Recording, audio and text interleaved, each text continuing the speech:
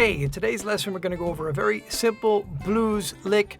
This one, I mean, you can hear it in every, singers do it, saxophone players do it, piano players do it. It is everywhere.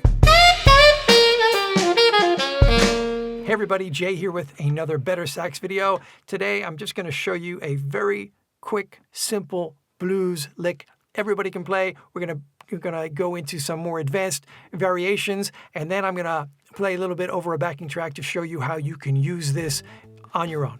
Now, everything you need to know about playing your blues scale, it's in a PDF download that you can get. I'll give you the link. It's in the description below, and at the end of this video, it'll pop up on the screen. You can also download the backing track that I'm going to play over, as well as some other backing tracks and some other blues lessons. It's kind of like an introduction to my Blues Foundation course, which is available over at BetterSax.com. I'm going to be playing over a backing track from my Blues Foundation course, and to make things interesting, instead of doing it like a saxophone friendly key, we're going to be playing in the key of A. This is a blues in A. On the alto saxophone, that makes it F sharp. So you want to know your F sharp blues scale. This is one of those keys I call the guitar key. This is a key that guitar players like to play in. So if you're in a band playing with guitar players, you're going to want to know how to play in the key of F sharp on your saxophone, especially on the tenor saxophone, because that puts you in the key of E concert, which is like guitar players' favorite key. So this is one of those keys you kind of need to know, unfortunately. So a great way to be ready for those situations with guitar players is to practice in these guitar keys. Okay, now I'm going to show you the lick. Very simple to start out. It's an eighth note. It starts on the fourth note of the blues scale. So we're going to play 4, flat 5, 4, flat 3, 1. It's very simple. It's just starting on one note, going up, and then back down the scale, ending on 1. Okay, so now I'm going to put on this backing track.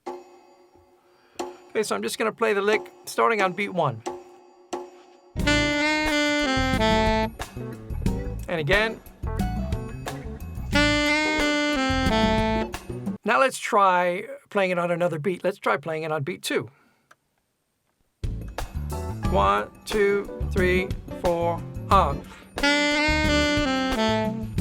2, 3, 4, 1. I'm going to play beat 1 and then beat 2. 2, 3.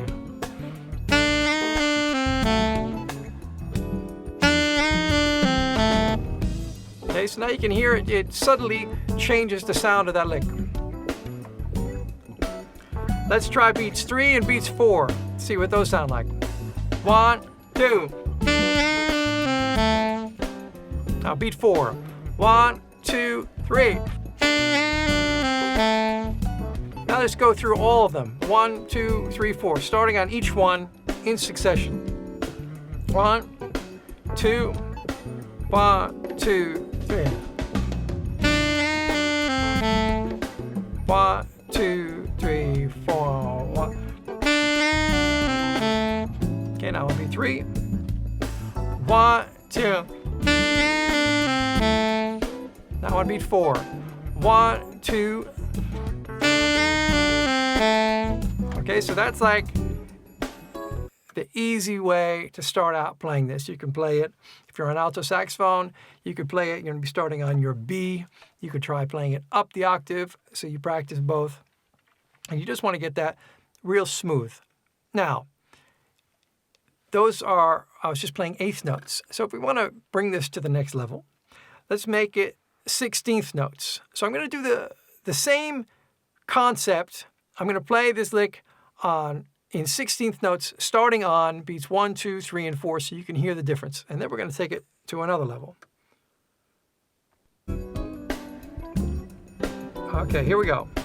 1, 2, 1, 2, 3.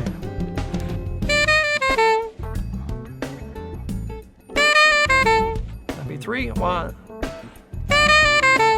Now beat 4. Okay, you got that? I'm going to do it again. Here we go. 1, 2, 1, 2, beat 1.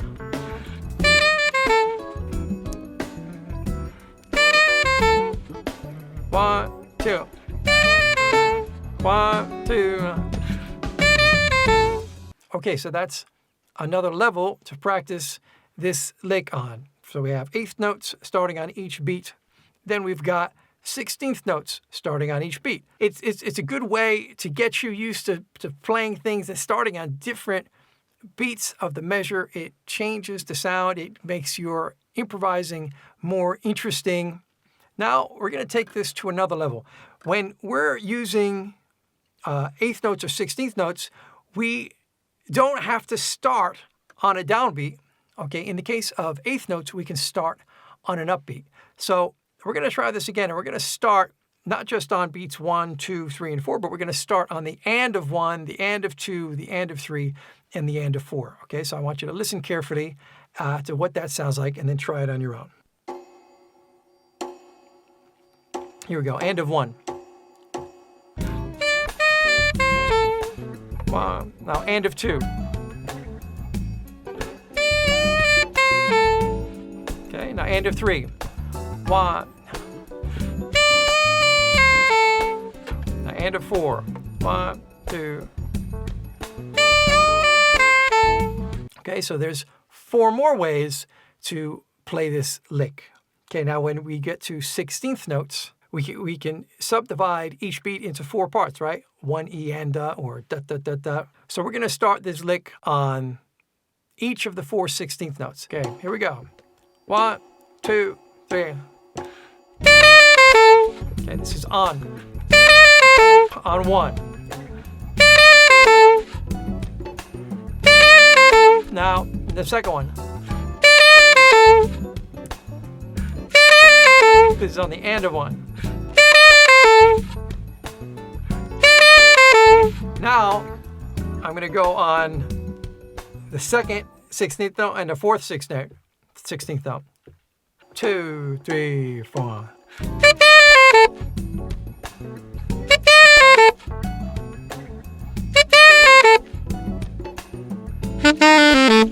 Okay.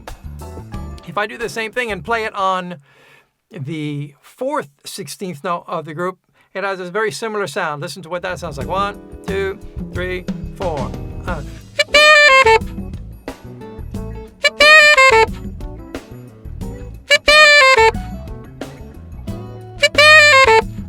There we go. So there's 4 more variations on how you can play this very simple lick. Okay, now let's improvise a little bit. I'm going to play over the backing track. I'm going to use that easy lick as a send-off in a few different ways and just have fun. Try not to get too complicated. I'm going to basically try to use just notes from the blues scale for the purposes of simplicity. Here we go.